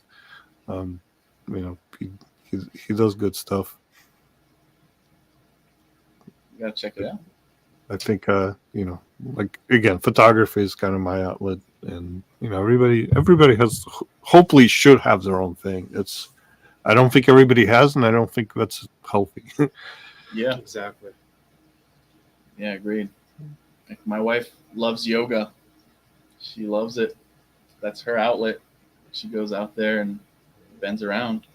The way I look at it with music is we talk about it. It's like some dudes go together, like, let's go on a fishing trip, or let's go ATV off-roading. It's like, nah, let's go play a couple of shows and sling some skeleton shirts and, and have beer. And just like that to me is so much fun. Yeah. Just hanging out, just talking to people, and just nice vibes, Just real quick, speaking of yoga, so there was some outfit that was doing black metal yoga. So they're kind of curating, like, heavy music to do yoga with, like Om. You know the band Om? Like OM? Yeah. It's like a doom band, right? Mm-hmm. Yeah. God is good. Like, yeah. Fucking, I love that shit. So that was interesting. It was, kind of putting together a yoga routine to like some heavy shit, bleak shit. Interesting. Got to check it out. Like, hey, hon, try this next time. Put this on your queue. I don't know if she would like it, but but it was interesting because to me, like I have a hard time with yoga. It's just is, I don't know. I find it hard to connect with it. But if it was if there's good music involved, I'd be more open to it. I know Ben does a Oh, lot of yeah. yoga. He's like our yogi master, and more than once he's played the violin at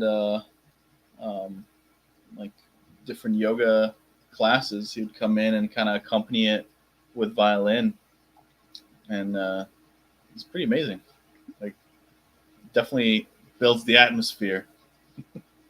Yeah, I mean I can imagine. You guys play with some virtuosos, man. Dude, big time. I've Yeah, lucky. Ben's other band, like Thank You Scientist. I mean, those are some no, I don't mean this in a negative way, but music nerds. Yeah. No, totally. Dude, when Ben when knows he is. Yeah. He knows very well that he is a music nerd. Like, I was a fan of Windfaerer, and I was a fan of Thank You Scientist, like way before I joined Windfaerer. And it was like, when Mike approached me like, hey, can you play guitar in Windfaerer? I was like, holy shit. I remember the first few practices, I was kind of like starstruck. Oh man, it's Ben. I've seen you like play live. And like eventually you're like, all right, I'm part of this. I'm here too, I guess. All right. But yeah, like, Ben's incredible. And also to plug a new band that Ben started, Slaughter Son. Oh, right, yeah. Check that out yet, but it's killer. It rips. And it fucks.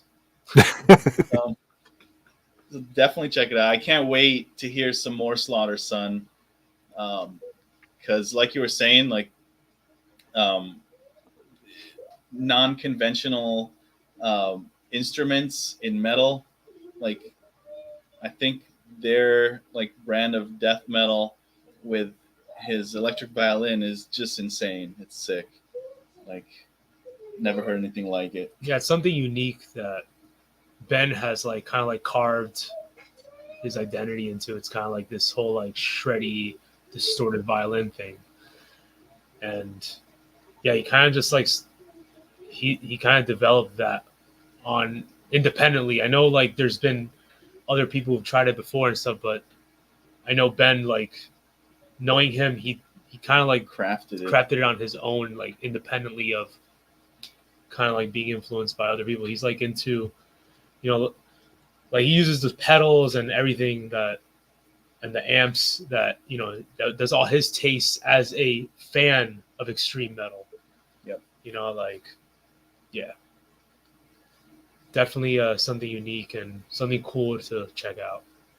Yeah, can't say good enough things. It's so good. Yeah, for sure. I mean, like I said, you guys are in a good community of people, musicians. Whoever's listening to this, I definitely urge you to check out the various projects. I linked to some of them in the description. So, what are you guys looking forward to? I guess coming up, I think Replicant Tour is, I guess, the big thing. Yeah. I think after the tour, we're toying with some more show ideas after that. Definitely something around the summer. We're trying to make it up to Canada again. Yeah. It's been too long. I miss Quebec. So we're trying to work something out with that. Besides that, it's we're going to try to like work on another Replicant release as well, like just probably like an EP or something. Yeah, we have some songs in the works, and yeah, just keep the train going with Replicant. Yeah, we have a couple songs work in progress with Windfaerer too, so I think before you know it, we'll put something together for that. And yeah, so at the moment, Replicant is kind of the focus, at least live. Um, and then besides that, Mike and I have a couple other kind of secret projects. Of course you do. Between the pedal company and some other bands that maybe will stay anonymous, probably. So if you hear it, you hear it. Yeah. And If you know, you know. if you, yeah. But I gotta ask, you're kind of like early persona of Necrophog. Mhm. How did, and I think there's like a Russian name there, like, Krasilchikov. yeah. I was just curious, how did that come about? So that was kind of my earliest take on black metal when I was very young, not very good. And Krasilchikov is my original, like, family's last name, like, from my grandfather from Russia. Oh, gotcha. So when they moved to Israel, they kind of Hebrewized it to Keren, and that's where that came from. And Necrophog was something my uncle that got me into metal kind of came up with, and he's like, "Here's an idea, you can use it if you want." And I was like, "Yeah, I'll fucking use it. I don't have any better shit." And yeah, but I kind of phased that part out and kind of started fresh with Afar, a different take, I think, on black metal, a little bit more mature. Yeah, I think that's the word I was kind of thinking. More Yeah. mature. Also, don't hate me for this, but every time I read Necrophog, I my mind just made Necrofrog, and, which I think visually would be kind of cool, but Necrofrog. Necrofrog stomp. Bring the 90s back, baby. Yeah. Do you think you'll be doing more of Afar? Yes. Yeah.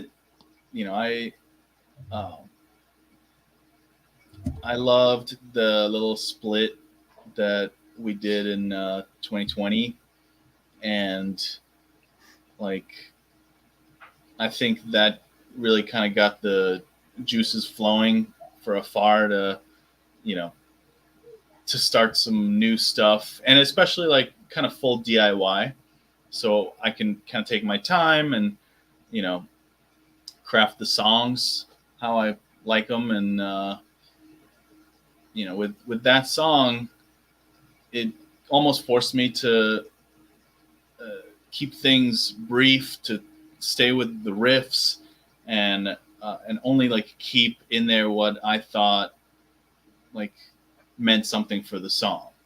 And like before that, my approach has been kind of like long, drawn out parts that come back a lot, and like you build up atmosphere, but you kind of lose some of the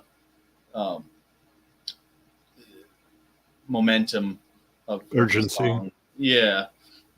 So like like we said, as you mature, you kind of change your taste. And also like my attention span is very reduced, so like you kind of make what you want to hear. So like I want to hear a banger, so I'm just gonna like write a couple riffs and fucking send it out there. Yeah, you're not necessarily writing like Godspeed. Yeah. Where it's like 20 minutes to build up, Yeah, but there's room for that too. Like it depends what you're going for. Like for Replicant, actually, Pete and I were working on a song together that was like a long kind of giant long ass Replicant song, So, obviously that didn't make it to this latest album, but who knows? It might kind of come back. It might even like recorded by itself as its own thing. Like, and that's kind of the beauty of the formats of music these days, like with Spotify and YouTube and whatever, you can just put out like a single or EP, or you call it whatever the fuck you want. Like, it's out. It's out. It's like, done. Like it's kind of, again, it's kind of freeing to not need to be like an LP format that is this and that. Like, it's a song that we wrote here. Which, by the way, everybody do check out the new Replicant song. I thought that was cool. I don't know. I really dug that little bit at the end where you just have this like stuff on delay, like almost noise. That was space noises. Yeah, that I don't know. I dug that. I dug that a lot. That was like, I guess it has been a kind of a theme in Replicant, like recording history, where Pete would experiment with pedals and like, you record the drums, you record the bass, you lay down the tracks, but then as a separate kind of exercise, Pete would like fuck around with pedals and make like the craziest space noises and then like track that. And, when it's just right, we would use it like kind of in between tracks, to like, build up atmosphere and like, kind of fuck with your ears a little bit. Yeah. Fuck your headphone. Yeah. Just like, and then for Infinite Mortality, I was thankful to be part of that process. So Pete came over to my house and we set up this like entire like kitchen table full. Like, I took all my pedals, he took all his pedals, and we just like power strips everywhere and like plugged everything in.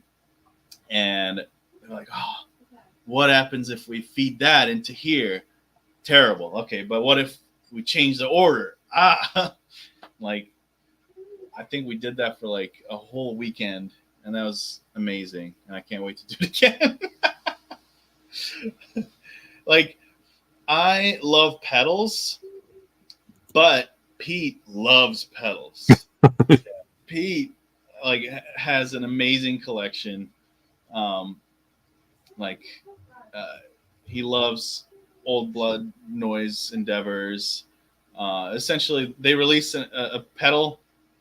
He gets the pedal because they're so good. Like, they all do something, things. Yeah, so unique, and Pete loves to dig into like the nitty gritty with each one and like figure out what all the knobs do and like try to feed and cross feed, and like his pedal board is always like changing and like bonkers, and like he's really the like space master of Replicant.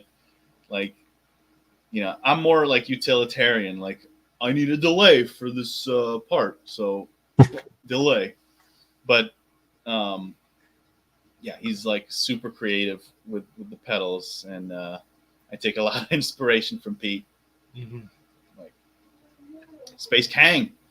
Definitely, and like the thing with those pedals is, for example, in Negative Life, we used a lot of those noises as kind of like a substrate throughout the whole album. So there'd be like interludes, and the noises would continue, kind of like piecing it together. And we kind of like continue that theme with like everything we do with Replicant, and that like translates into the live show as well. Like, in between songs, there's going to be some pedal noise. It's kind of like an atmosphere. So yeah, so we try. It's like a good way also in a utilitarian aspect to avoid kind of like the awkward silences. Yeah, for sure. No, that's cool. Looking forward to the rest of Infinite Mortality. Thank you. Can't wait to have it out there. Just a little bit longer. When's the date? April 12th is like the official like release date, but I think Transcending Obscurity is gonna put it out digitally, service it digitally before then. Not exactly sure, but yeah, we'll find out. Yeah, by the way, big shout out to Transcending Obscurity, to Kunal. Like, yeah, he's one of the hardest working dudes in the underground. He's a freak in a good way. He's putting out a lot of sick bands. Sick the new shit. Resin Tomb is one that I was listening to today, and really sick album. Oh yeah, I think it just came out. Yeah, yesterday, the day before. I don't know, or tomorrow. Actually. Tomorrow, I would think, right? Tomorrow's Friday. So today was the full album streaming. So. Oh yeah. Yeah, but he does that like that one. And on the other side of things, he does melodic bands like Eternal Storm. Mm-hmm. So, a lot of really sick albums. Yeah, and the latest promo that he put together, he put the latest Replicant single on that. Yeah. Right. So if you got to the latest promo from Transcending, you'll hear another Replicant song from the album. So, cool. He likes to sneak that one in there. Little sneaky one. But yeah, I mean, everybody definitely, again, check out the pre-order. You guys have some amazing packaging options there. So I know, some of the guys here are, vinyl nerds, so they'll appreciate that. Yeah, it's definitely a Transcending's forte. It's like the packaging. It's like one of the coolest things was when we got the Malignant Reality CDs, this digipacks, they were like embossed with like all the weird like the gold colors. It just looks so sick. Like actually holding it looks sicker than on the screen, like actually holding it. Very cool. And I'm a sucker for digipacks. I fucking love digipacks. I was a couple of years ago. I'm like I had like a CD storage case, and it was just running out of room, and I just got rid of all my jewel cases because I fucking hate jewel cases. So I just got like plastic sleeves for those CDs to save room, because it like really. Yeah. What you gotta do? Don't show that. Some friends from New Jersey. Yeah. I am the Trireme. They're sick. Trireme. Everybody who's played Civilization would know what a trireme is. Got some heavy temple. Hell yeah. Yeah, some of my one of my first digipack Grim Angus. Oh, that's Grimace. Yeah, that crappy band from Jersey.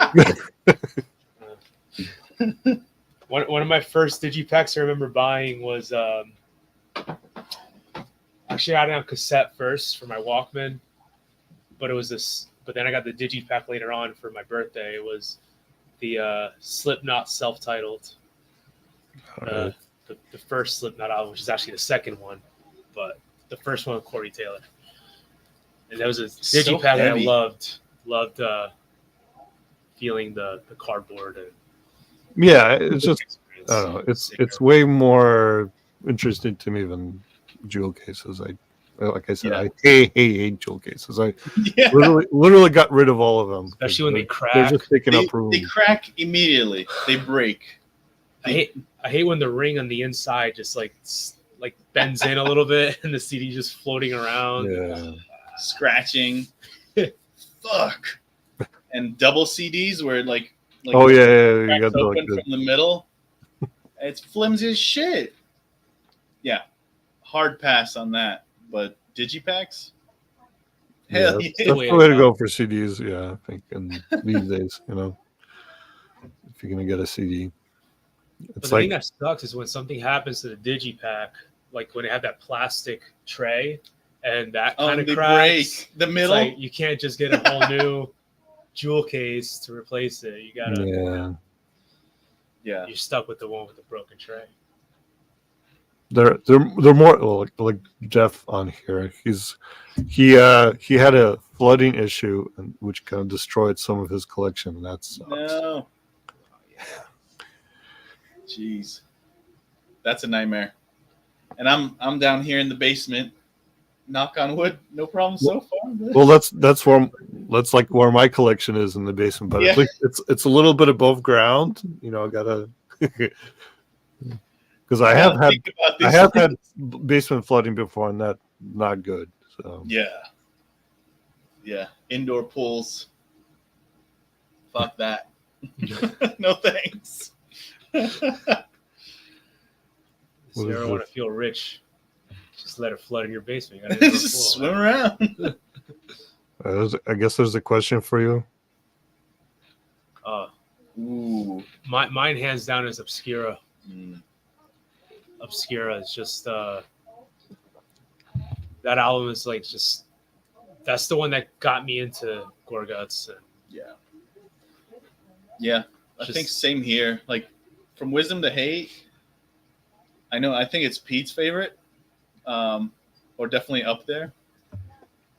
And it has massive bangers on that one too. But the Obscura bangers just so good, too good. And was it Colored Sands is amazing. Is an amazing record too. I have it on vinyl too. I fucking love the sound on that one. Like great mastering. Was that Colin too? Is that mastering? I think so. Yeah, he played on that one. Too good. So I should ask, what are you guys listening to now? Like some of the more recent stuff. Oh my God. I always get a brain fart. Oh yeah. When it comes Don't up. put me on the spot. So what I've been doing is I've been grabbing a CD and listening to it in my car all the time because like I hate fiddling around with my phone. I still use an aux cord, so I've been getting a CD. And what have I been putting in? So I went back and I put on King of the Distant Forest by Mythoton. I've been putting on Mythoton, nice. Yeah. Just going back, listening to things. I put on the Emissors album. We were talking about Alcest before. Another Nej project, the Emissors. I had Dissection Rheinkaus in there because I love the production on that album. That album is one of the, I think, if we're talking about production, one of the best produced albums in metal ever is, I think it's Rheinkaus by Dissection. Just like the way the riffs and even the songwriting, the way the riffs just come through. And then I put on the last CD I put in was Genesis by Abassinate. Hell yeah. New Jersey band with some friends in there. And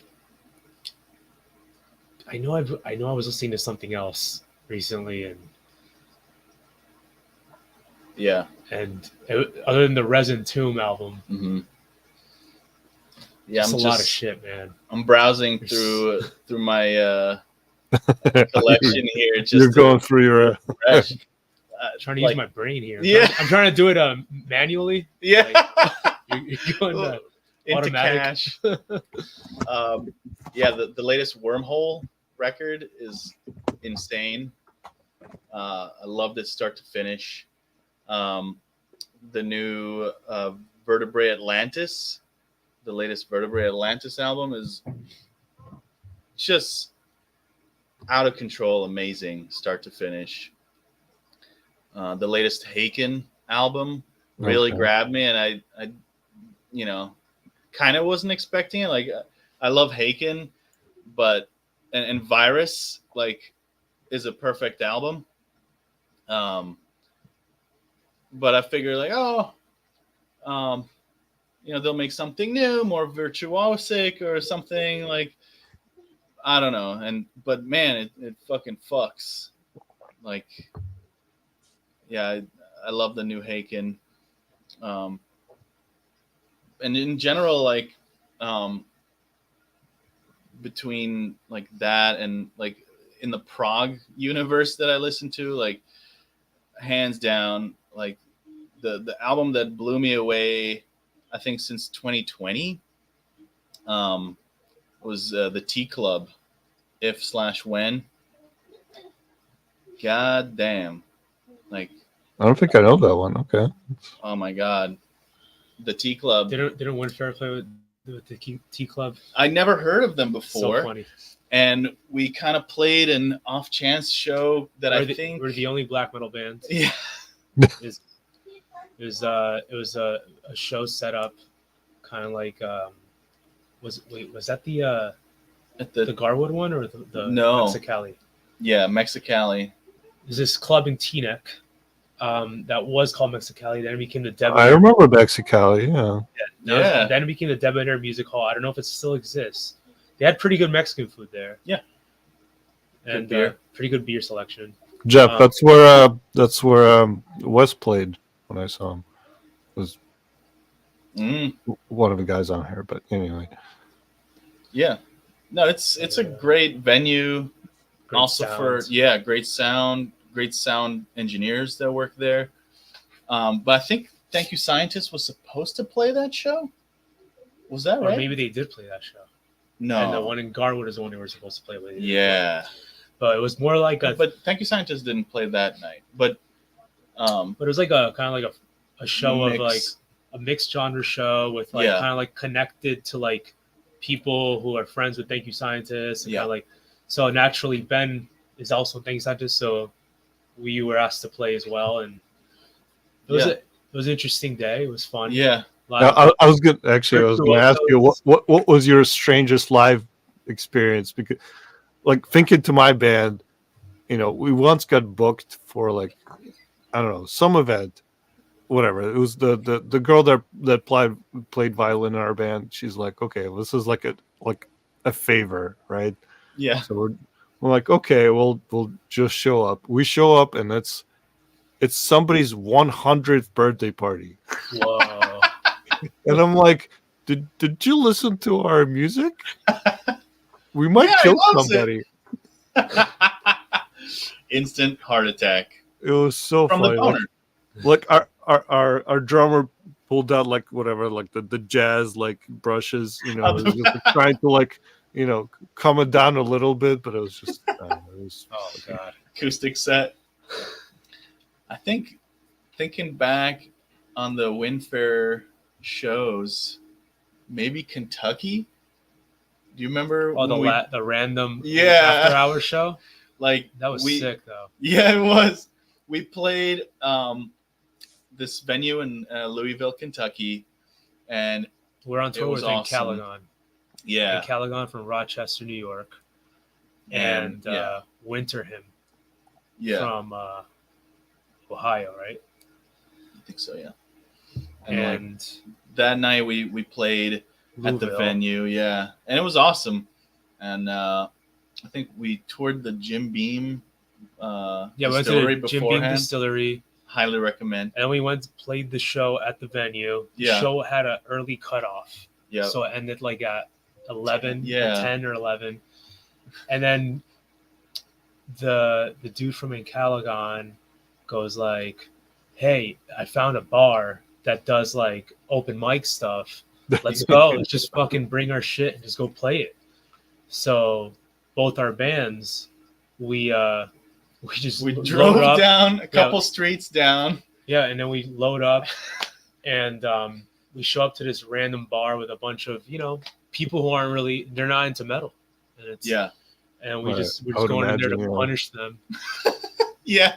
And we set up there was like no real stage. It was just like a corner of a bar, like, open mic night corner where like somebody with an acoustic guitar like maybe plugs in and maybe like doesn't, and we bring it in like full 100-watt like stacks, and we and then we both played, right? And We then both played. we played like abbreviated sets, Yeah. like two songs each or something. And I remember people like just going bonkers, like jumping on top of each other, like kind of crowd surfing and shit. It worked for our benefit in the sense that, I mean, people were already kind of drunk, so they were like, "Oh, look at this anomaly showing up." It's like we're just gonna, is this really happening? Like some band is playing and just distorted as hell or some shit. Yeah. And then Ben is like kind of like a character in himself because he's like this dude playing shredding violin, and he just goes on. He's a presence, He's like tall and thin, and he's just got this violin coming up, and he starts doing poses, goes on stage. Yeah. I mean, not on stage, on the bar. On the bar. That was his stage, and he just played on the bar, and people were just like going bonkers. People loved it. I think people liked it. And Matt from Encalagon, he's the like singer and frontman. He's a presence and a half. Like he loves like getting up into your face and like any crowd, doesn't matter who, he'll like put 110% and like test the limit and like get really close to them and sing and scream and whatever. And like I remember he was going ape shit in that show. Also like crowd surfing from the bar and like, yeah, I think that was like the wildest shit. It was fun. Definitely worth a story. Yeah. So, yeah. It's fun to have unexpected experiences, I think. Yeah. Yeah. Sometimes. Yeah, Kentucky's awesome too. Yeah, I loved Kentucky. Can't wait to go back. But other than that, yeah. Oh, I played with Grimace. We played in Newark in a basement. It was like this Brazilian bar, and then it was a friend's like 30th birthday party, but it wasn't like metal stuff. It was like reggaeton stuff. So everyone was doing like rap in Espanol, like reggaeton, like getting down and dirty. And then they had us play like death metal, and we played death metal. Like, but like had a kind of a dress code. So I was wearing like nice slacks. We look like Akerkaki in a way, like just kind of like dressed nice, but wild. And then music. We just then had a couple like Jack and Cokes afterwards, and danced some reggaeton afterwards. That's funny. It's always funny when the music isn't necessarily fitting the event. Yeah, we definitely had that. Like, usually like a mix where the venue doesn't necessarily know the intricacies and like subgenres and all that. They're like, this is heavy and this is heavy, and just fuck it. But like, you make it work. And like, we're definitely open-minded. Like, we'll play anywhere. Yeah. Like, I think we've discovered so many like cool bands. Like that night we played Windfaerer with the T Club. That's one of my favorite bands now, 100%. Like, I remember like watching them and listening to them, and just my mind was blown. Like, I think everybody else was just having dinner. They're just like, it's all right. And I'm just like, holy shit! What the fuck? I talked to them later. They're like, oh yeah, we're workshopping some songs, for a new album, but we'll probably change everything by the time we record it. And I was like, don't change anything. Give me that. And actually, Ben's dad was recording that show. I remember because I reached out to him. I was like, you have to get me the recording of the show. And oh yeah, I'll put it together. I still don't have it. It's like in there. He probably still has it archived somewhere. Yeah, he has it.